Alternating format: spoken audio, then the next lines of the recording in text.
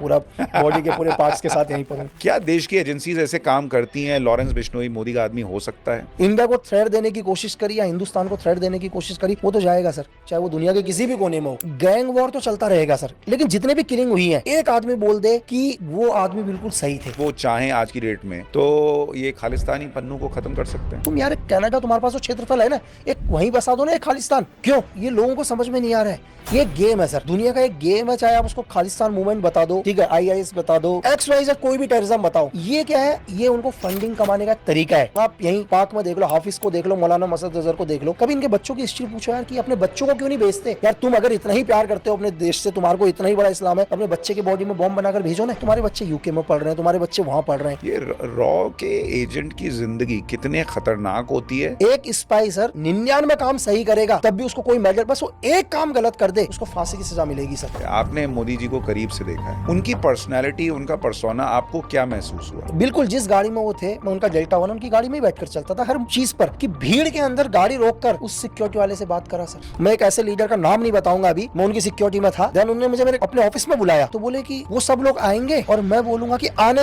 दो, आप आने मत देना। सर ये क्या? मैंने कहा गलत तो नहीं सुना। ये भी बताइए कि आप तो चूंकि कांग्रेस के रिजीम में भी आप काम कर रहे थे, आप मोदी सरकार में भी काम कर रहे थे, उन दोनों में अगर एक स्पाई या एक रॉ एजेंट के तौर पर आपको पूछूं, आपको क्या फर्क दिखा? तो वर्क करते समय क्या है कि हमारे को ऑर्डर्स नहीं थे फायर करने के, फायर नहीं कर सकते, फायर करने के ऑर्डर नहीं थे सर, चाहे कुछ भी। वोट बैंक खराब नहीं होना चाहिए आपका। 30 साल से जहां इंडियन आर्मी रुकी हुई है, आपने पूरा कैंप खाली करवा दिया और कैंप सिविल को दे दिया कि तुम खुश रहो करके। तब की सरकार ने इनका बस चले सर। अगर इनसे कोई ये बोले कि हम तुम्हें इतना पैसा दे रहे, तुम हिंदुस्तान हमें दे दो, साइन करके बोलेंगे यार तुम इंडिया ले लो, हम तो US में सेटल हो जाएंगे। इसको हम लोग बोलते हैं फॉल्स ऑपरेशंस। हमारी दुनिया के अंदर फॉल्स ऑपरेशंस बोलते हैं, जो पाकिस्तान बहुत चलाती है। पाकिस्तान आर्मी क्या करती है? अभी जस्ट एक इंसिडेंट किया इन्होंने कुछ दिन पहले, अपनी लेफ्टिनेंट कर्नल को मार दिया सर, अपने लेफ्टिनेंट कर्नल को मारा और नाम लगा दिया बलोच लिबरेशन आर्मी के ऊपर। लड़की को आपको हनी ट्रैप करना था, आप खुद गए हनी ट्रैप हुए और आप लड़की से इंफॉर्मेशन निकाल के चले आए। बस हमने उससे जो भी हमारे को चीजें चाहिए थे हम लेके आ गए सर। उसने जैसे ही हमको देखा तो उसने कुछ कोड बोला और इतना हमारा स्कॉट समझ नहीं पाया।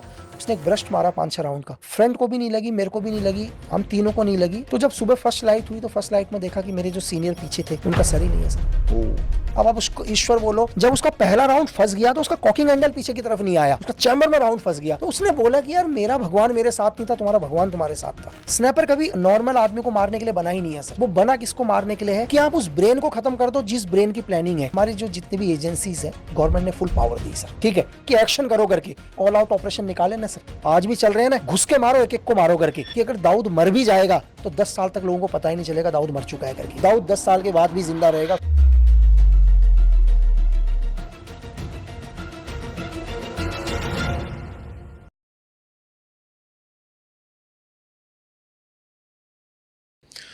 नमस्कार, हमारे इस खास show top angle with Sushant Sinha में आपका बहुत स्वागत है। टॉप एंगल, जहां हमारा प्रयास किसी भी विषय को थोड़ा सा ऊपर उठकर टॉप एंगल से देखने का, ताकि आप उसे वृहद तौर पर देख पाएं और बेहतर ढंग से समझ पाएं।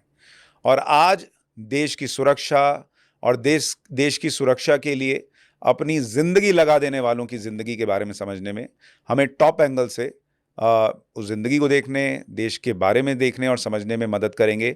लक्ष्मण सिंह बिष्ट जी हमारे साथ मौजूद हैं। सर, बहुत स्वागत है आपका। थैंक यू सुशांत जी। और लक्ष्मण जी के बारे में मैं आपको बता दूं, जिनको लक्की बिष्ट के तौर पर आपने पहले भी देखा होगा, वो भारतीय जासूस रहे हैं, NSG कमांडो रहे हैं, बेस्ट NSG कमांडो रहे हैं, स्नाइपर रहे हैं, 139 लोगों को आपने टपकाया है और नरेंद्र मोदी की सिक्योरिटी में रहे हैं, बड़े बड़े नेताओं की सिक्योरिटी में रहे हैं, रॉ एजेंट रहे हैं।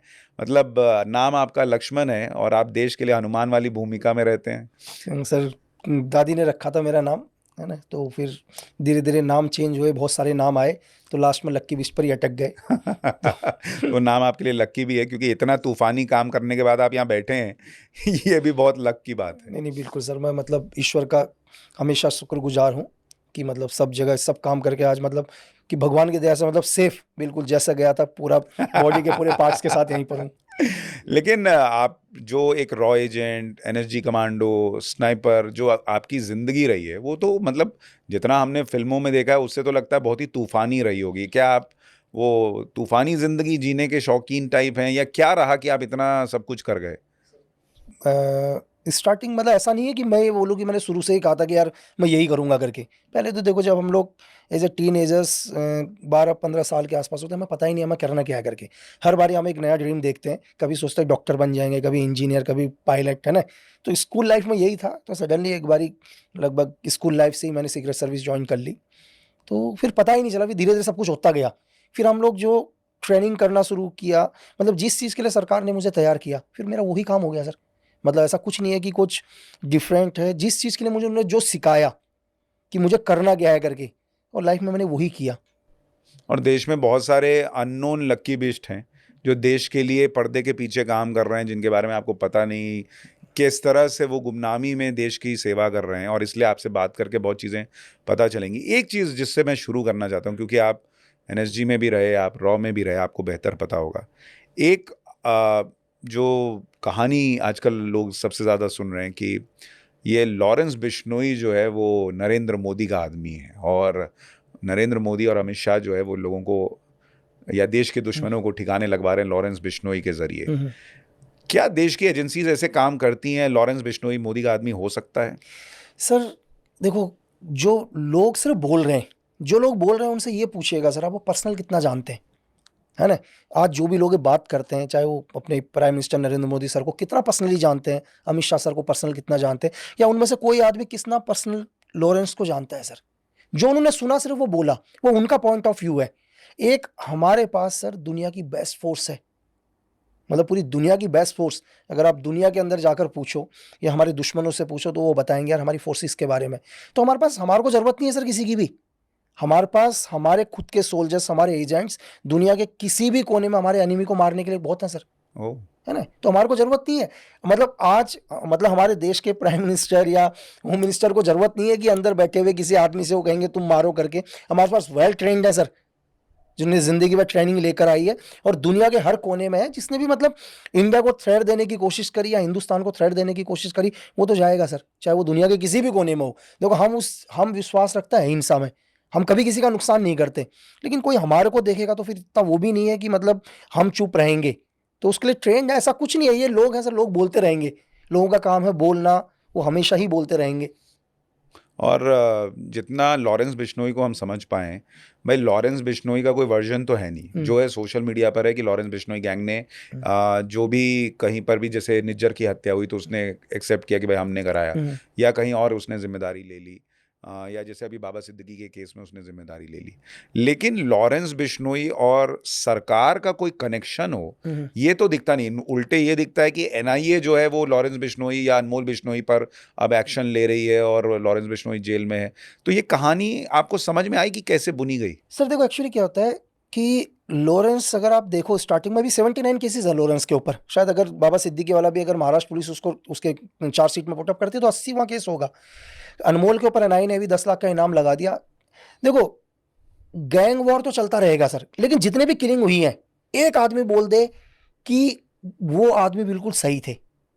आज तक जितनी भी किलिंग हुई है, चाहे इस गैंग से हुई है, लॉरेंस से हुई है, किसी ने भी, किसी का कहीं ना कहीं कनेक्शन कहीं ना कहीं जुड़ा है। अगर आप सिद्धू मूसेवाले केस में भी जाते हैं तो एनआईए बोलती है यार सिद्धू मूसेवाले का भी कहीं ना कहीं कनेक्शन खालिस्तान के साथ मूवमेंट रहे करके। अगर आप फिर सुखदेव सिंह गोगामणि के कनेक्शन में आते हैं, तो बोलते हैं, लोकल्स बोलते हैं वहां पर जितने भी हैं कि यार वो भी क्या कहते हैं, जमीनों के ऊपर, चीजों के ऊपर उनका भी क्या होता है, डिस्ट्रीब्यूट लैंड के ऊपर वो भी हाथ डाल रहे थे करके। अब यहाँ बाबा सिद्दीकी के ऊपर आप आते हैं, तो बाबा सिद्दीकी का हम नहीं बोलते हैं, महाराष्ट्र गवर्नमेंट से, महाराष्ट्र पुलिस से, एनआई से पूछो, कहीं ना कहीं उनके भी कनेक्शन सर डी तक है। तो ये तो देखो, अब आप ये नहीं बोल सकते कि कोई साधु संत मरा है सर, जो मर रहे हैं उनका भी कहीं ना कहीं ट्रैक तो रिकॉर्ड। कनेक्शन है ना। देखो, मैं आपसे क्या बोल रहा हूं, अगर आप वेपन उठाओगे, गलत करोगे, वो घूम के आएगा आपके पास कभी ना कभी। अगर आप किसी के लिए वेपन उठा रहे हैं, अगर आप किसी के लिए अंगुली उठा रहे हैं, तो किसी भी रूप के ऊपर आपके आएगा। आप उसको गवर्नमेंट से कैसे जोड़ रहे हैं? आप उसको गवर्नमेंट से क्यों जोड़ रहे हैं? जो भी क्योंकि गवर्नमेंट ने तो कोई मतलब क्या किसी गवर्नमेंट के किसी सरकारी आदमी ने या कोई ऑफिशियल आदमी ने मारा, या कहीं पर कोई भी ऐसा एविडेंस है किसी के पास, वो एक एविडेंस दिखा दे कि लॉरेंस या उसके जो भी लोग हैं वो गवर्नमेंट के लिए काम करते हैं। तो अगर आप कह रहे हैं कि हमारे पास खुद के इतने काबिल लोग हैं, एजेंट्स हैं, और सैनिक हैं, या सरकार से जुड़े हुए लोग हैं कि अगर वो चाहें आज की डेट में तो ये खालिस्तानी पन्नू को खत्म कर सकते हैं?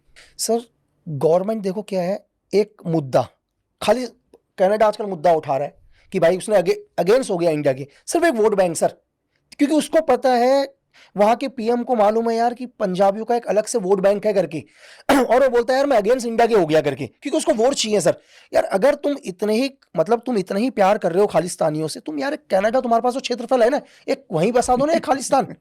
क्यों सही बात। हमारे देश को क्यों प्रॉब्लम में डाल रहे हो भाई, क्यों बार बार छोटे छोटे मुद्दे कर रहे हो? और ऐसा कुछ नहीं है, एक छोटे से कुछ एक लोग 10-15 लोग क्या होते हैं कनाडा के अंदर एक आपका 200 यूनिट से ज्यादा बिजली नहीं आएगा। आप कितनों चलाइए, पंखा टीवी ये सब कितनों चलाइए, आपका 200 यूनिट क्रॉस नहीं होगा। अब ये पावर फैक्टर समझिए। जैसे आप प्रैक्टिकल देख सकते हैं, लाइव देखेंगे तो आइडिया लगेगा। 2 ट्यूबलाइट्स का लोड है 0.56 एम्पेयर। अच्छा ये 2 ट्यूबलाइट, हाँ 2 ट्यूबलाइट्स टेस्ट करते हैं सर, और वो आपको मीडिया में इतना बड़ा चढ़ा के दिखा देंगे कि 10 एंगल से कैमरे लगाएंगे, आपको लगा हजारों लोगों का। अब रियल ग्राउंड की हालत पूछो ना सर, गवर्नमेंट जिस दिन चाहेगी, मैंने आपको बोला कि हमारे देश को जो भी थ्रेट देगा वो दुनिया के किसी भी कोने में होगा सर, वो नहीं बचेगा, क्योंकि आज की वो गवर्नमेंट नहीं है, इससे पर एक प्रेजेंट टाइम के अंदर एक लीडर है, वो ये नहीं सोचते कि यार तुम जाके एक सर्जिकल स्ट्राइक करो। अगर आप पूछो किसी से तो इसके कितने नेगेटिव हो सकते हैं सर, लेकिन रिस्क आप सोच रहे हैं, एक फोर्स किसी देश के अंदर घुस रही है, इसका मतलब आपके पूरे डिप्लोमेटिक रिलेशन खत्म हो सकते हैं वर्ल्ड लेवल पर। किसी देश के अंदर घुस के वहां के टेररिज्म को खत्म करना, यानी कि उस देश पर अटैक माना जाएगा सर। आप उस देश की टेरिटरी में एंटर कर रहे हैं, लेकिन फिर भी एक लीडर ले रहा है ना रिस्क कि नहीं भाई मैं खत्म कर दूंगा, तुम कहीं भी होगे करके। सही बात है। और जिनको खालिस्तान की बड़ी आग लगी है, मैं तो उनसे पूछता हूँ कि अगर तुम इतने ही काबिल हो, तुमको तो दूसरे देश में जाके पैसा कमाना पड़ा। बिल्कुल, अगर तुम देश चलाने की काबिलियत रखते तो जिस देश में थे वहीं कुछ अद्भुत ऐसा कर लेते कि तुम यहीं कमा लेते। तुमको तो बाहर जाके पैसा कमाना पड़ा, ये और तो अब सर- तुमको अलग देश देखो चाहिए। ये क्या है सर, ये लोगों को समझ में नहीं आ रहा है, ये एक गेम है सर, दुनिया का एक गेम है। चाहे आप उसको खालिस्तान मूवमेंट बता दो, ठीक है, आईएस बता दो, XYZ कोई भी टेररिज्म बताओ, ये क्या है, ये उनको फंडिंग कमाने का एक तरीका है। फॉर एग्जांपल मैं आपको बताता हूं, वेस्टर्न के कुछ एक देश जो नहीं चाहते कि यार एशिया के अंदर हिंदुस्तान एक पावरफुल देश उभर कर आए करके, वो क्या करता है, नॉर्थ ईस्ट के कुछ एक इंसर्जेंट ग्रुप को फंडिंग देना शुरू करता है, तुम एक काम करो अलग नॉर्थ ईस्ट की मांग करो करके। यहां पर खालिस्तान उसको बोलता है कि दबा के फंडिंग आ रही है, तुम क्या करो खालिस्तान की मांग करो। जो मांग कर रहे हैं उनको भी पता है कभी कुछ नहीं होना, लेकिन उनको भी पैसा मिल रहा है सर। गेम सिर्फ बिजनेस है, उन्हें पता है कि मतलब खालिस्तान तो बहुत दूर की बात, कि हिंदुस्तान में एक सुई की नोक की जितनी धरती नहीं मिलेगी, लेकिन क्या है, इस नाम के थ्रू नए नए लोगों को मतलब ब्रेन वॉश करना, ठीक है, कि एक नया देश बनाएंगे, क्योंकि पीछे से फंडिंग आ रहा है ना सर, ये उनका रोजगार है। ये उनका रोजगार है, जिसको मतलब दुनिया एक खालिस्तान मूवमेंट देख रही है। अगर आप ग्राउंड पर आकर देखो तो एक बिजनेस है भाई। आप किसी भी लीडर्स को देख लो बड़े, जो बोलता है कि यार मैं ये करूंगा, आप यहीं पाक में देख लो, हाफिज को देख लो, मौलाना मसद अजहर को देख लो, कभी इनके बच्चों की हिस्ट्री पूछो यार कि अपने बच्चों को क्यों नहीं भेजते। यार तुम अगर इतना ही प्यार करते हो अपने देश से, तुम्हारे को इतना ही बड़ा इस्लाम है, अपने बच्चे के बॉडी में बॉम्ब बनाकर भेजो ना। तुम्हारे बच्चे यूके में पढ़ रहे हैं, तुम्हारे बच्चे वहां पढ़ रहे हैं, ठीक है, तुम बेचारे गरीब गरीब घर से बच्चों को उठा के लेके आ रहे हो, उनको बड़े बड़े सपने दिखा रहे हो, और लास्ट में डेड बॉडी पहचानने के लिए भी मना कर देते हो। वो तो पाकिस्तान की फौज अपने सैनिकों का नहीं नहीं बॉडी पहचानती सर। लेती है, तो वो तो आतंकवादी है फिर भी। बिल्कुल सर। लेकिन लकी भाई ये भी बताइए कि ये जब हम सिक्योरिटी एजेंसीज की बात करते हैं, रॉ की बात करते हैं, अभी आपको याद होगा हाल में खबर आई कि पन्नू को लेकर आया था कि उसको मारने ही वाले थे। कई लोगों को तो बड़ा अफसोस हुआ, मुझे भी अफसोस हुआ कि निपट जाता तो अच्छा ही था। लेकिन उसमें जिस पूर्व रॉ अधिकारी का नाम आया, उसमें भी कहा जा रहा है कि भाई कई लोग भारत में मोदी विरोध के चक्कर में उसको भी विलन के तौर पे दिखा। सर उनसे ये पूछिए, जो भी लोग हैं उनसे पहले क्वेश्चन करिए सर, कि यार जिस भी RNW एजेंट का इसमें नाम आया, एक पन्नू, वर्ल्ड के अंदर कितनी जनसंख्या है सर, 600-700 करोड़ की जनसंख्या है भाई, उसी आदमी को क्यों टारगेट कर रहे हैं? कोई जमीन का झगड़ा थोड़ी ना चल रहा है किसी का। या एक आदमी यूएस में बैठा हुआ है, ना उसने मेरी जमीन छीन रखी है ना कुछ, एक सोल्जर है सर, उसको लगता है कि ये मेरे देश के लिए अच्छा नहीं है, मेरे देश के हित के लिए अच्छा नहीं है, ठीक है, वो धरती के किसी भी कोने में जाएगा, उसका काम है सर, उसको सिखाया यही गया है। अगर एक आदमी, एक चीज बताइए, एक आदमी डॉक्टर बन रहा है, वो लोगों का इलाज करता है सर, एक आदमी टीचर बन रहा है, वो लोगों को पढ़ाता है, ठीक है, एक इंजीनियर बनता है, वो बिल्डिंग्स बनाता है, तो वैसे ही एक आदमी एक एजेंट बनता है, एक सोल्जर बनता है, उसका काम है अपने एनिमी को मारना। ये उसका कोई पर्सनल दुश्मन नहीं है सर, कि जैसे लोग जोड़ रहे हैं, उन लोगों से ये पूछो यार कि अगर वो पन्नू को टारगेट कर रहा था, क्या पन्नू का उसका पर्सनल झगड़ा है क्या जो तुम उसको विलन बना रहे हो? उसको तो सिर्फ अपने देश के लिए कर रहा है वो। और जो जो ये लोग पीछे बोलने वाले हैं, इन लोगों को ये समझ में आना चाहिए सर, अगर ये लोग अपना काम करना बंद कर देंगे ना, एजेंसीज अपना काम करना बंद कर देंगे, ठीक है, एजेंट अपना काम करना बंद कर देंगे, तो इनको बोलना यार तुम प्रोटेस्ट तो बहुत दूर की बात, अपने घर से निकल के देख लेना करके। ये रॉ के एजेंट की ज़िंदगी कितने ख़तरनाक होती है, और जब ये पता होता है कि भाई कोई रिकग्निशन नहीं मिलना, कई बार आप पकड़े जाएंगे तो हो सकता है सरकार को भी डिसोन करना पड़ जाए आपको, ऐसी भी स्थिति आती है। उस ज़िंदगी को जीना और कितने ख़तरे में जीना पड़ता है एक रॉ एजेंट को। सर मैं आपको एक एग्जाम्पल से समझाता हूँ। दुनिया का वो काम जो आप कर रहे हैं, आपको कभी पहले मतलब आपने, हम लोग शास्त्र पढ़ते हैं, हम गीता पढ़ते हैं सर, हम बोलते हैं कि यार हम कर्म मतलब हमें अपना कर्म करना चाहिए करके, हमें फल नहीं देखना चाहिए।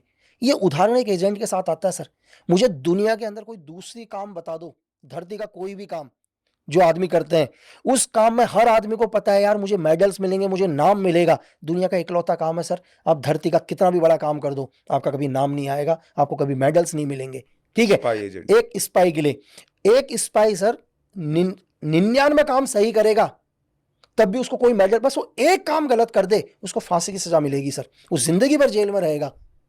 तो मतलब मेरे पास वर्ड्स भी नहीं है बोलने के लिए, सही बात है ना। एक आदमी जो इन्हीं लोगों के खिलाफ आज रोड पर उतर के प्रोटेस्ट कर रहे हैं, ठीक है, उन लोगों से सर वो भी क्या, उनसे बोलो यार तुम सिर्फ एक अपने नाम के लिए, ताकि मीडिया पर आए, चीजें आए, दूसरे को ट्रोल कर सकें, दूसरी गवर्नमेंट को मतलब लोगों के सामने दिखा सकें करके, उनको बोलो तुम अपनी एक दिन की जिंदगी तो जीकर दिखा दो यार सर।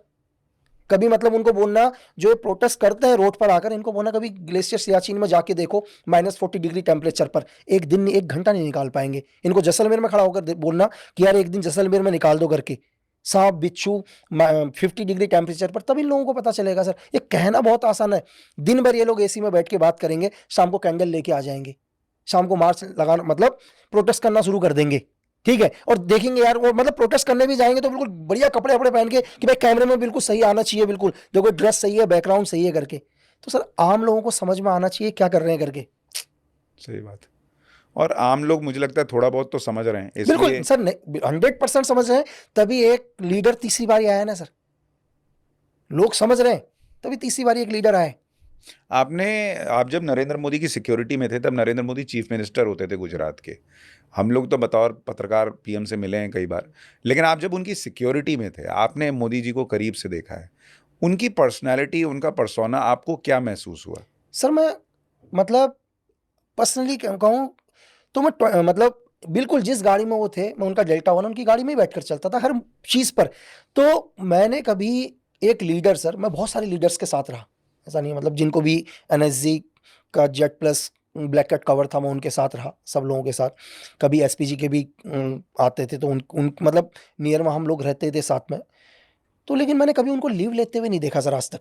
मोदी जी को मैंने अपनी मतलब मैं उनके साथ 92 डेज रहा, मैंने 92 डेज में से कभी लीव नहीं देखा सर, कभी छुट्टी नहीं देखी कि मोदी सर ने कभी छुट्टी लिया हो। यहाँ तक कि जो लोग आज देख रहे हैं ना सर कि मतलब कि रक्षाबंधन के अंदर गुजरात की बहुत सारी लड़कियां आके राखी बांधना, दीपावली में, ये तो आज लोग वो देखते हैं। शायद उन लोगों को ये भी नहीं पता होगा कि जब वो गुजरात के सीएम हुआ करते थे तब भी वो दीपावली एक सोल्जर के साथ ही बनाते थे। आप मुझे किसी दूसरे स्टेट के, आजकल ट्रेंड्स चल रहा है जब ना कोई मतलब इतना हाईलाइट नहीं, तब भी मैंने उनको देखा है। लेकिन मैंने उनको कभी मतलब वो नहीं देखा कि यार आज उनकी एज के हिसाब से, आज लोग देखो सर इस टाइम के अंदर लोग अपना काम वाम सब छोड़ के, एक आदमी को क्या पड़ा है कि 24/7 आवर काम करने का, उनको क्या मतलब सर। तो उस दौर में प्रधानमंत्री या उस वक्त के मुख्यमंत्री नरेंद्र मोदी का बात व्यवहार कैसा था? जो लोग उनके साथ काम कर रहे हैं, जो सिक्योरिटी में, उनसे किस तरह का नहीं, नहीं बात? सर देखो, मोदी सर का मतलब एक बहुत ही अच्छे पर्सन, एक अच्छे आदमी, बहुत ही मतलब कि अगर एक इंसान अच्छे नहीं होते ना सर तो यहाँ तक नहीं पहुँचते सर। आज दुनिया में ग्लोबल लीडर्स में है सर, कहीं ना कहीं इंसान की अच्छाई होगी जो वहां तक पहुंचा है। अगर आप दुनिया में कितनी भी बुराई कर लो सर, कितनी भी आप मतलब कितना भी वो कह दो, कितनी भी बुराइयां निकाल दो, कुछ तो अच्छाई होगी कि पूरा दुनिया मान रहा है सर। आप नहीं मान रहे बस, लेकिन पूरा वर्ल्ड मान रहा है। मोदी जी का अभी हम देखते हैं कि जो सिक्योरिटी में उनके लगे रहते हैं वो बेचारे कभी कभी परेशान हो जाते हैं, क्यों कभी वो बिल्कुल बिल्कुल सर, आ जाते हैं बिल्कुल। बहुत मतलब सिक्योरिटी वो बीच में, मतलब अगर आप चल भी रहे हैं, मैं आपको एक चीज बताता हूँ। जस्ट एक बार हम जा रहे थे, एक प्रोग्राम था हमारा, शायद अहमदाबाद में था या सूरत में प्रोग्राम था, मुझे ध्यान नहीं है। गए तो उनकी सिक्योरिटी का कोई पुराना बंदा मिला, तो सर उन्होंने गाड़ी मतलब उनके अंदर एक चीज और खासियत है सर, आपसे मिल लिए तो 10 साल के बाद भी आपको नाम के साथ याद रखेंगे। अब इसको आप गॉड गिफ्ट बोलो या कुछ भी बोलो, कि मतलब कि भीड़ के अंदर गाड़ी रोककर उस सिक्योरिटी वाले से बात करा सर, मतलब वो नाम के साथ। मतलब एक खासियत किसी लोगों की होती है कि लोग अगर 10 साल 20 साल के बाद भी उसको देखे तो कभी नहीं भूलते। ये भी उनको एक गॉड गिफ्ट है सर, कि जिससे एक बार वो मिल लिए उसे कभी वापस नहीं भूलते चीजें। तो लेकिन सिक्योरिटी वालों को तो तनाव हो जाता है ना कि होता कहीं है, भी वो बिल्कुल करते हैं, चलते बिल्कुल होता है जाते सर। चलते से मैं कह तो रहा हूँ कि सिक्योरिटी वायलेशन ना सर, क्योंकि आप जा रहे हैं एकदम से, आप मिल लिए, पब्लिक से चीजें मिल लिए कहीं भी है, तो सिक्योरिटी में तो प्रॉब्लम है, तो सिक्योरिटी वायलेशन है। लेकिन एक आदमी को सर आप एक सोचिए कि एक जा रहे हैं, एक उस टाइम चलो सीएम है, उनको क्या पड़ी है गाड़ी रोक के, मतलब गाड़ी रोक कर मिलने की, सही बात। है ना। लेकिन नहीं कि यार नहीं, कभी ये साथ में रहा, गाड़ी रोकी, गाड़ी रोक के उससे कम से कम 10 मिनट 12 मिनट बात करा सर, नहीं तो किसी को कोई फर्क नहीं पड़ता सर। यहाँ तो बिल्कुल मतलब लोग अपने खास वाले को भी बोलते हैं भाई आना मत करके। मैं एक ऐसे लीडर का नाम नहीं बताऊंगा अभी, ठीक है, मैं उनकी सिक्योरिटी में था। देन उन्होंने मुझे मेरे अपने ऑफिस में बुलाया, तो ऑफिस में बुलाने के बाद मुझे बोले हो कि हम अभी एक प्रोग्राम में जा रहे हैं। मैंने कहा सर बिल्कुल। तो बोला कि वहाँ पर हमारे बहुत सारे कार्यकर्ता होंगे, हमारे एमएलए होंगे, एमपीज होंगे। मैंने कहा हाँ, सर बिल्कुल। तो बोले कि वो सब लोग आएंगे और मैं बोलूंगा कि आने दो आने दो, आप आने मत देना। अरे यार, मैंने कहा सर ये क्या, मैंने कहा गलत तो नहीं सुना, कई बार हो सकता है कि यार मैंने कुछ गलत सुन लिया हो। मैंने कहा सर मतलब, बोले कि मैं कहूंगा आने दो, आप आने मत देना। तो आप लोगों की थिंकिंग देखो सर, एक लीडर, मतलब मैं क्या नाम बोलूं, मतलब वो कह रहे हैं कि मैं कहूंगा आने दो, आप आने मत देना। लोग कितने चाव से सर, कैसे मतलब, मुझे देखकर वो उस दिन देखा मैंने कि लोग सर अपने हाथों से बना के, मतलब पेंटिंग बना के उनके लिए अपने हाथों से लेकर आ रखे हैं, कई टाइम से वहां खड़े हैं, है ना। तो बड़ा अफसोस होता है इस देख के कई बार, मतलब एक आदमी 8-8 घंटे से वहां पर खड़ा है यार, आपके लिए एक पेंटिंग बना के ला के मतलब बनाया हुआ है कि ठीक है मेरे एक लीडर आ रहे हैं जो हमारे, और आप बोल रहे हैं यार आने मत देना करके, मतलब। और उनके सामने खुद विलन और नहीं दिखना है मतलब विलन तो है, तो सिक्योरिटी वाले को बना विलन दो हाँ, कि मैं भाई बिल्कुल इसने बिल्कुल आने बिल्कुल, नहीं दिया, मैं तो हाँ बुला नहीं ही रहा बिल्कुल, था। मैं तो बुला ही रहा था, मतलब विलन तो हम ही हैं सर। तो मतलब लोग हैं सर, इतना तो समझ में ही आ जाता है लोगों का। तो आज का यूथ है, उसको पता है मुझे किस किस, कौन मेरे लिए सही है, कौन मेरे लिए सही नहीं है, ठीक है। और ये तो हमेशा चलता रहेगा सर। इनसे ये पूछिएगा कि विद इन 70 साल के अंदर क्यों नहीं बोला सर, 70 साल की गवर्नमेंट में किसी ने क्यों नहीं बोला, ठीक है, जब पूरी की पूरी यूएसएसआर हमारी गवर्नमेंट चला रही थी।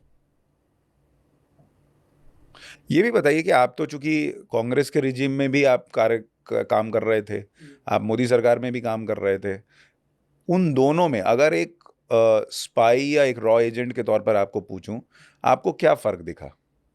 सर पहले क्या था, जब हम लोग वर्क करते थे, तो वर्क करते समय क्या है कि हमारे को ऑर्डर्स नहीं थे फायर करने के, फायर नहीं कर सकते? फायर करने के ऑर्डर नहीं थे सर। चाहे कुछ भी, वोट बैंक खराब नहीं होना चाहिए आपका, है ना। चाहे कोई बात नहीं, तुम मरोगे 10 सोल्जर रेडी है हमारे लिए, लेकिन मेरा वोट खराब नहीं होना चाहिए। आप समझ सकते हैं, आप जा रहे हैं बट आप फायर नहीं करोगे सर। तो आप उस सिचुएशन को हैंडल सर, आप एक सोल्जर का, आप एक फोर्स का मनोबल ही खत्म कर दे रहे हैं सर। मतलब मैं एक इंसिडेंट बताऊंगा, 2005 का इंसिडेंट। हमारी फोर्स ने, मतलब हम एक लेडी को ढूंढ रहे थे कई टाइम से नॉर्थ ईस्ट में, और हमारे को 100% पता था कि ये सीआई से इसको ट्रेन किया हुआ है करके, और उसने कई आर्मी वालों को ब्लास्ट में मारा था सर, मतलब बहुत सारा ब्लास्ट में मारा उसने। और एक बार ही क्या हुआ, उसकी इन्फॉर्मेशन मिल गई, और इन्फॉर्मेशन मिलने के बाद आर्मी ने उसको अरेस्ट किया। अरेस्ट करने के बाद उसको लेकर आए, और लेने के दौरान जब वो भाग कर गई सर, उसने एकदम से क्या हुआ, वो निकली तो और एक ब्रश फायर मारा। जब देखो सोल्जर से निकल रहे तो सोल्जर ने एक ब्रश फायर मारा। एक्चुअली क्या होता है, जब बुलेट चलती है, गोली जब भी चलती है, तो देन जब भी कोई असॉल्ट राइफल की गोली चलती है, तो आगे से जहां से बुलेट एंटर होती है वहाँ एक हल्का सा होल होता है, बट पीछे से बहुत बड़ा ब्लास्ट करके बाहर, मतलब पूरा मांस निकाल के लेके जाता है। तो सेम जब वो मिलिटेंट लड़की दौड़ रही थी, तो उसके पीछे से 6-7 राउंड का ब्रस्ट मारा, और यहां गोली लगी और उसका हिस्सा निकाल के चला गया वो पूरा। तो उसको प्रोटेस्ट कर दिया पूरे नॉर्थ ईस्ट के अंदर कि भाई आर्मी ने क्या कहते हैं, रेप किया, रेप करने के बाद मार दिया, है ना सर। अब ये समझ सकते हैं कि बजाय मतलब एक आर्मी का कि नहीं यार भाई ये मिलिटेंट है और क्वेरीज इस पर एक इंक्वायरी बैठेगी करके, नहीं, बोला पूरी आर्मी को यहां से खाली कर दो और ये पूरी जमीन इनको दे दो, तो आगे क्या करेगा आदमी।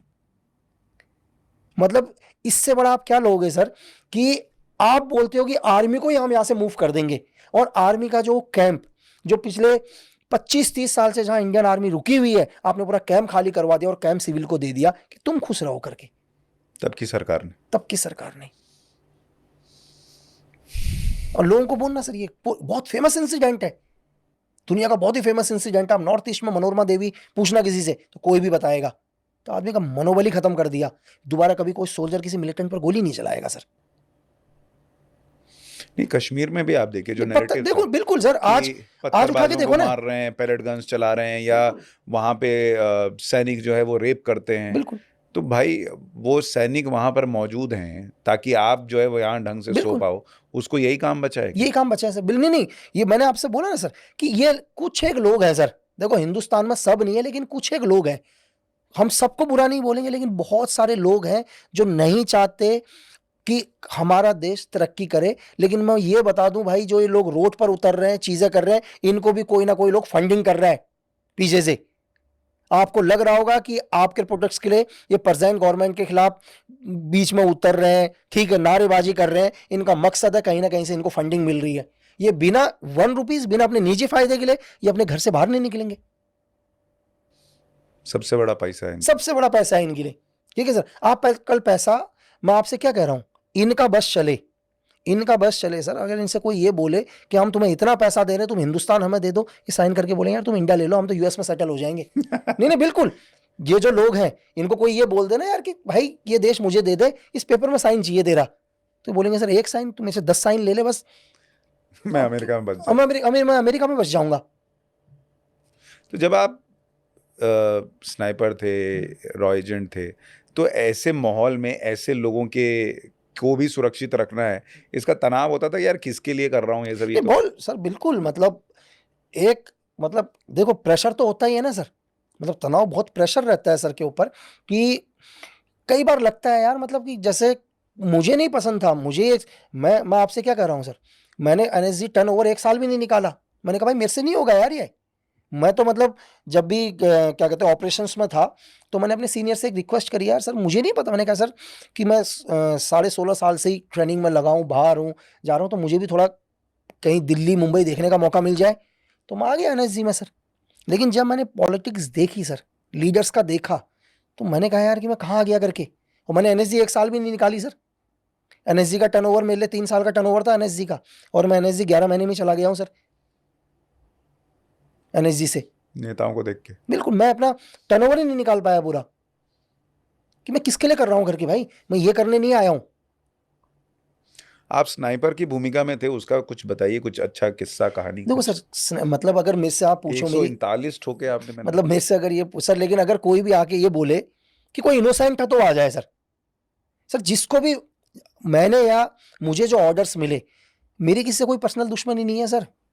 पर्सनल मतलब मेरी निजी दुश्मनी के लिए मैंने किसी ऑटो वाले को भी गाली नहीं दी आज तक। लेकिन जो गलत करेगा सर, जो गलत करेगा जिसकी वजह से मेरे घर वाले, मेरे डिस्ट्रिक्ट, मेरे देश को नुकसान होगा, वो दुनिया के किसी भी कोने में हो, वो मरेगा सर। तो बहुत सारे इंसिडेंट रहे हैं सर। अभी कुछ एक लोग नेपाल के ऊपर भी मेरे ऊपर क्लेम्स कर रहे थे, कई टाइम से नेपाल में भी उनका प्रोटेक्ट हुआ।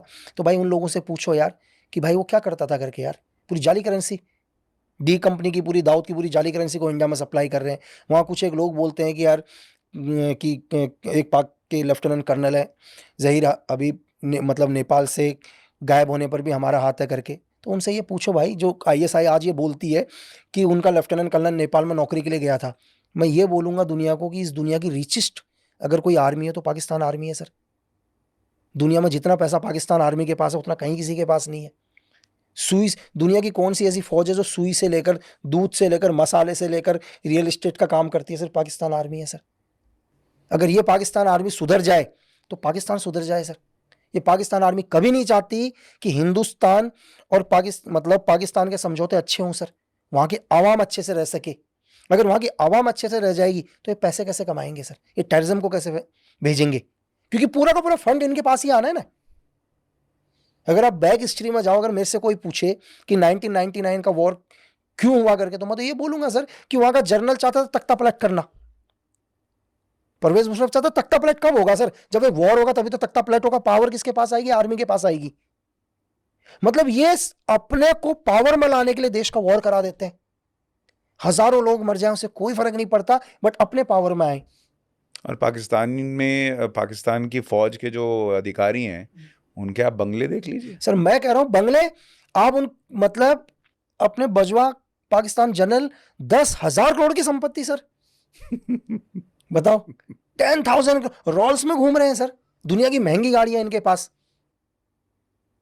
मैं आपसे कह, और वहां लोग 100 रुपए 150 रुपए की 200 रुपए की आटा खरीद रहे थे लोग बाग सर। अब मेरे बहुत सारे लोग हैं सर बाहर, मतलब बहुत सारे, मतलब एक औरत है ना सर, एक माँ क्या बोलती है पाकिस्तान आर्मी से, एक माँ पाकिस्तान की आर्मी से ये बोल रही है बलोच की कि यार तुम मेरे बेटे की बॉडी मुझे दे दो, जिसको 15 दिन पहले लेकर गए थे।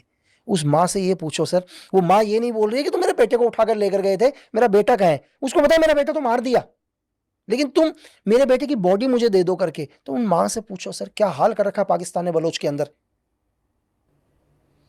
पूरे घर के घर उजाड़ दिए सर। सही बात, तभी तो इतना विरोध वहां चल रहा है। और बिल्कुल, और नहीं वहां विरोध चल रहा है सर, यहां भी कम नहीं है हमारे यहां। मैंने आपको बोला ना जो रोडों के ऊपर प्रोटेस्ट कर रहे हैं, उनसे ये पूछना सर आप किस चीज का कर रहे हो, किस चीज के लिए प्रोटेस्ट कर रहे हो भाई, आपको क्या चाहिए, आपको चाहिए क्या। सही बात। इनके घर में बोला नल में पानी नहीं आया, तो यार नल में पानी नहीं आया, प्रधानमंत्री लगाएंगे आपके घर पर नल में पानी। अरे जब वोट दिया था, जब वोट देने गए थे तो दारू की बोतल चाहिए थी आपको, ठीक है, कि नेताजी दारू की बोतलें चाहिए करके, मेरे कॉलोनी के अंदर 400 वोट हैं, मुझे 20 पेटी दारू की दे दो, ठीक है। अरे भाई दारू की बोतलें भी तो दी थी ना, तो आप पानी मत मांगो ना यार, तो पहले तुम सही हो जाओ। नहीं, आजकल तो फ्री पानी भी मिल जाता है, फ्री बिजली भी बिल्कुल। मिल जाती है, तो उस चक्कर में भी लोग वोट कर देते हैं। लेकिन लकी जी ये भी बताइए कि जब आप रॉ एजेंट रहे या जब स्नाइपर थे, कोई बिना नाम लिए जगह का या ऑपरेशन का, अगर आप बता सकें कि सबसे मुश्किल या टफ ऑपरेशन कौन सा था आपका? सर देखो सोहन जी, ऑपरेशन जब भी हम एलओसी को क्रॉस कर देते हैं, तो मैंने कभी उस ऑपरेशन के बारे में सोचा नहीं सर तब तक, क्योंकि मैं सोचूंगा मैंने जिंदगी में एक ही चीज सीखी, मैं कर नहीं पाऊंगा। अगर मैंने एक बार पूरे ऑपरेशन के बारे में सिचुएशन समझ ली, तो मैं हूं, या मैं मानता हूं अगर मेरे साथ के जो भी लोग हैं जो आज भी काम कर रहे हैं, हम लोग कभी उसके बारे में डिटेल से पहले नहीं सोचते सर। क्योंकि अगर आपसे ये बोला जाए, मेरे को अभी ये बोला जाए यार एक कमरे के अंदर एक सांप है, इस सांप को मार या निकाल, मेरा काम है अंदर जाना, सांप को मार, चला कहीं वाइपर हुआ या कोबरा हुआ, हार्ट को जाएगा या ब्रेन पर अटैक करेगा करके, तो मतलब, लेकिन जब मैं ऑपरेशन करके आता हूं तब मुझे लगता है यार क्या करके आगे करके यार, है ना, फिर सोचते हैं पूरा का पूरा, तो रोंगटे खड़े हो जाते हैं सर। तो दुनिया में बहुत सारे, मैं एक छोटा सा इंसिडेंट बता देता हूं कि मैं एक जगह पर गया था, और जगह पर जाने के बाद क्या हुआ, मेरे को एक टास्क दिया गया, हमारे को एक टास्क दिया गया कि यार एक ग्रुप है, एक इंसर्जेंट ग्रुप है, इस इंसर्जेंट ग्रुप के एक लीडर है, इसको खत्म करना है करके, इसको थ्रेड देना है कंटिन्यू। हमने कहा ठीक है, क्योंकि जब हम लोग वहाँ गए तो जाने के बाद एक लोकल जो भी हमारे मतलब पूरा पहले से जो हमारे ऑलरेडी वहाँ पर हमारे एजेंट, हमारे सोर्सेज रहते हैं, हर आदमी का अपना अपना एक काम होता है, तो पूरा का पहले ज़मीनी हालात समझना बहुत ज़रूरी है कि वहाँ के ज़मीनी हालात क्या है, वहाँ की सिचुएशंस क्या है, ठीक है, वहाँ के मतलब इन्फिल्ट्रेशन के लिए हम कौन से रास्ते से आएंगे, एक्सप्लेनेशन से कहाँ से करेंगे करके। तो विद इन 6-7 दिन के रैकी करने के बाद जब हम लोग बैठे, एक सरकारी स्कूल था जो कई टाइम से बंद था, तो हम वहाँ बैठे, एक दिन पूरा बैठे, टारगेट नहीं आया, दूसरे दिन भी बैठे, टारगेट नहीं आया, फिर तीसरे दिन बैठे तब टारगेट आया। जब कंटिन्यू टारगेट आया तो टारगेट को आने में क्या हुआ, लेकिन इत्तेफाक से क्या हुआ सर कि जिस गाड़ी में मेरा टारगेट बैठा हुआ था, हम 2 थे, मेरे साथ एक स्नाइपर 2 भी होता है जो मेरे को पूरा ब्रीफ करता है, क्योंकि कंटिन्यू मैं तो गन के ऊपर हूँ, तो वो मुझे पूरा ब्रीफ करेगा एयर की स्पीड क्या है, ठीक है, मतलब मेरा तो ओनली टारगेट हम लोगों ने सेट कर रखा, तो डिस्टेंस क्या है, गाड़ी की स्पीड क्या चल रही है, ठीक है, टारगेट कितना नज़दीक आ चुका है, तो टोटल 7 वाला ब्रीफ करता है। लेकिन इतने में क्या हुआ कि उस टारगेट से पहले मेरी नज़र पड़ गई सामने वाली गाड़ी पर, और सामने वाली गाड़ी पर मेरी नज़र पड़ी और मैंने वहाँ पर देखा, तो चंद सेकंड के लिए मेरे को समझ में नहीं आया। तो इतनी देर में मेरा साथ वाला बोला कि शॉट शॉट शॉट करके, मेरे को ध्यान, मेरा टारगेट मिस हो गया सर।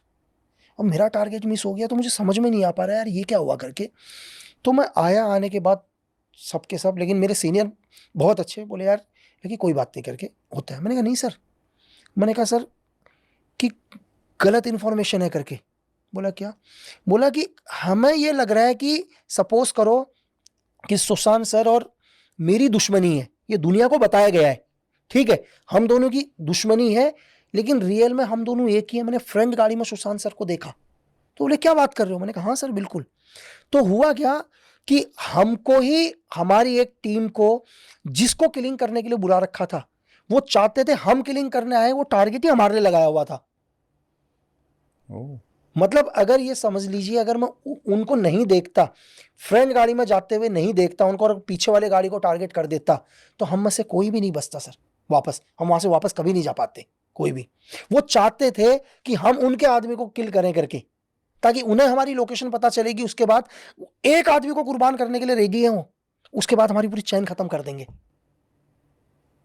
तो पूरी फिल्मी कहानी है। मतलब आप समझ रहे हैं, वो इत्तेफाक हो गया कि नजर उस पर पड़ गई।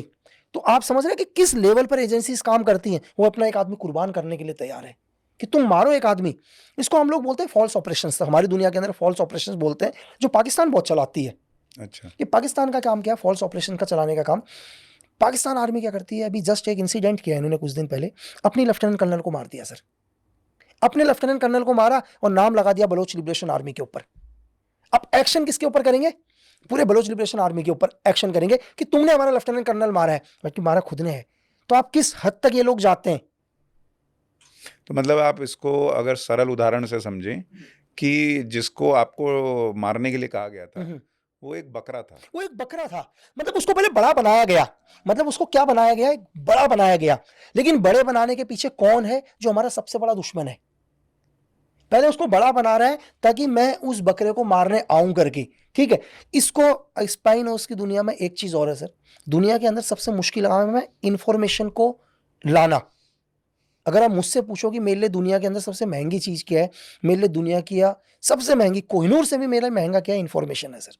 इंफॉर्मेशन से बड़ी चीज तो दुनिया में कुछ भी नहीं है ना। अगर कल ही मेरे को इंफॉर्मेशन मिल जाए कि दुनिया में क्या होने वाला है, अगर कल के बारे में मैं जान लूं, तो मेरे से बड़ा कौन है सर दुनिया में। लेकिन लेकिन स्पाई की दुनिया में इंफॉर्मेशन से भी बड़ी चीज क्या है कि सही इंफॉर्मेशन लेने से बेटर कि आप क्या करो, गलत इंफॉर्मेशन आपके हाथ नहीं आनी चाहिए सर।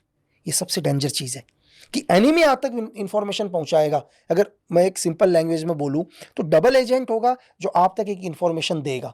आपको लगेगा आपको इंफॉर्मेशन मिल चुकी है करके, आप रिएक्शन करोगे, वहां पर आपके ऊपर काउंटर होगा सर। तो ये पता कैसे चलता है कि डबल क्रॉस नहीं हो रहा मेरे साथ? नहीं, ये पता चलेगा ही नहीं सर।